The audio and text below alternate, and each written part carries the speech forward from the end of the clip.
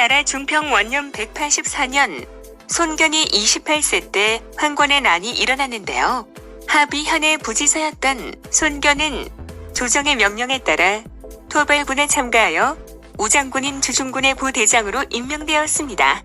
황건적의 평정에 손견은 눈부신 모훈을 세워나갑니다. 특히 출신지인 강남에 가까운 형주를 진압하는 데 공이 있었다 하여 오정후로 봉하여졌습니다. 그러나 공훈을 세우는 것에 비하여 토벌군의 자리는 손견에게 있어서는 편한 곳이 못 되었어요. 아직 젊은 손견은 싸움이나 전투에는 강하지만 교제에 있어서는 고립되고 있었습니다. 황건적을 토벌하는 관군은 주로 북방어를 쓰는 사람이 많았어요. 당시의 북방어는 양자강 이북에서 황하 유역까지의 넓은 지역에서 사용되고 있었습니다. 특히 장교들 가운데에는 하북, 하남, 산동 출신의 사람이 많았고 오해 방언을 사용하는 이남의 사람은 적었습니다.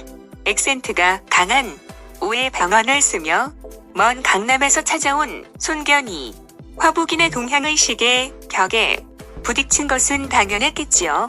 이 때문에 화북색이 강한 관군 안에 있으면서 강남 출신의 손견은 아무래도 고독해질 수밖에 없었습니다. 관군에 있어도 출세를 못할 것이므로 슬슬 고향으로나 되돌아갈까 하고 생각하고 있을 무렵 도성인 낙양에서는 동탁의 전횡이 극성을 부리고 한나라 왕실의 측근으로부터는 각지의 영웅과 군벌에게 동탁 정벌의 밀서가 전해지고 있었습니다. 화북의 여러 영웅들은 원소를 맹주로 받들어 동탁 정벌의 연합군을 결성합니다. 혈기왕성한 손견은 방정희 연합군에 가담하는데요.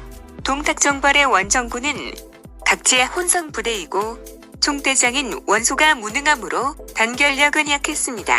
장군들은 남의 삿바로 씨름을 하려드는 타산성이 강하여 앞장서서 진격하려고 하지 않았습니다. 즉, 화북의 인간들은 패기 없는 녀석들 뿐이야 라고 생각한 손견은 같은 고향 출신의 병사로 구성한 부대를 이끌고 선봉으로 나섰습니다. 그런데 낙양의 동쪽을 지키는 요충지인 사수관에서 동탁의 부대장인 화운에게 진로를 저지당합니다. 화운, 뭐하는 녀석이야. 손견은 정보, 황계, 한당, 조모 등의 사천왕을 이끌고 싸웁니다. 하지만 동탁의 수하에서는 여포와 비견되는 용감성을 떨치는 화운을 당할 수가 없었고 또 원정군이라 양식을 넉넉하게 보급하지 못하여 대피하게 됩니다. 손견도 가장 신이 많은 조모의 희생으로 겨우 살아나서 도망쳤는데요. 사수관에서의 패배는 언제나 자신만만하던 손견에게는 충격적인 일이었지만 적이 화운은 관우라는 무명의 무장에게 격파당하여 동탁군은 모조리 붕괴되고 말았습니다. 그 전에 동탁은 제왕을 받들고 장안으로 떠났으며 낙양은 빈 껍데기가 되어 남아있었어요. 아득히 먼 낙양을 돌아보면 200여 년 계속되어 왔던 보훈은 검은 연기와 진 홍빛의 불꽃으로 휩싸입니다. 군대를 재정비하고 사수관에서 하룻밤과 낮을 강행군하여 선참으로 낙양에 입성한 손견은 제일 먼저 성안을 치우는 일과 불을 끄는 일에 착수합니다. 이틀이 걸려서 불을 다 껐을 무렵 원소가 지휘하는 본부대가 겨우 성 밖에 도착하는데요. 경비사령부를 설치하고 있던 손견이 깨어진 기와와 자갈들이 산더미처럼 쌓인 궁중에 뜨락을 거냐고 있자니 보초를 서고 있던 병사가 큰 소리로 외칩니다. 저기 반짝반짝 빛나는 것이 무엇일까요? 가까이 다가가서 보니 오래된 우물 속에 무엇인지 이상하게 반짝거리는 물체가 있었습니다. 손견은 그 병사를 시켜서 낡은 우물을 치우게 했는데요. 병사는 숨을 헐떡이며 우물 속에서 관녀 시신을 끌어올립니다. 한눈에도 고귀한 여인으로 보이며 가녀린 목에 비단 주머니가 걸려 있었으므로 손견은 그 주머니를 풀어서 그 안을 살펴보았는데요. 금으로 만든 사슬로 단단히 묶은 작은 상자가 들어있었습니다. 뚜껑을 열고 보니 순금으로 테두리를 한 아름다운 경옥으로 만든 인감이었는데 전서체로 수명어천, 기수영창, 목숨을 하늘로부터 받으니 주어진 목숨이 영원히 창성하리라 라는 8글자가 새겨져 있었습니다. 손견은 긴장하여 몸이 부들부들 떨려옴을 느꼈습니다. 이것은 대대로 전해 내려오는 전국의 옥수의 그야말로 시조인 유방 이래로 수백 년 동안 전해져 내려온 황제의 인장이며 이것을 가지는 자만이 왕조의 계승자임을 의미합니다. 아직 젊은 손견이 옥새를 손에 들고 몸을 닦게 됩니다. 손견은 발견 현장에 있던 부관과 병사들에게 함구령을 내린 후 즉시 전체 부대에 출동 준비 명령을 합니다. 다음날 손견은 성 밖의 총사령부로 가서 원소를 만나는데요.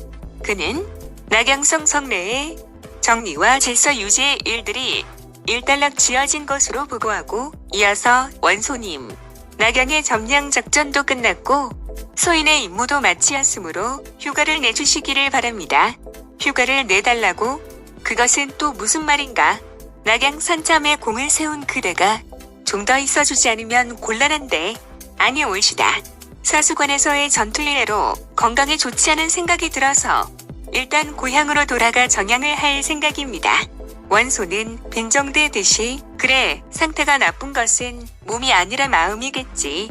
그대는 이 나라에 대대로 전해져 내려오는 옥새를 독차지하려고 고민하고 있는 것이지. 뜻밖의 말에 손견은 안색이 변합니다. 안색이 창백해진 손견은 그래도 시치미를 떼고 무슨 말씀을 하시는 것인지요? 나라에 전해져 내려오는 옥새가 어째서 소인에게 있다는 말씀입니까? 시치미를 떼서는 안 되지. 그대가 어제 저녁 우물에서 옥새를 검전했다는 걸 이미 알고 있네. 소인으로서는 전혀 모르는 일입니다. 그래도 시치미를 뗄 작정인가? 그러면 증인을 데리고 오지. 증인 손견이 미심쩍은 얼굴을 하고 있자 원소는 망료에게 명령하여 한 사람의 병사를 데리고 오도록 하는데 어젯밤에 우물을 치웠던 그 병사가 아닌가. 발끈해진 손견은 이내 허리에 차고 있던 큰 칼을 빼어들어 잽싼 솜씨로 이놈 배신자 하고 그 병사를 베어 죽입니다. 일순 장내 모든 망료가 일어서고 원소도 칼을 빼어들고 너야말로 반역자가 아니냐? 하고 대들었습니다. 까딱하면 칼질이 오가려고 할 때에 망료들이 당황해서 사이에 끼어들어 원소를 말립니다.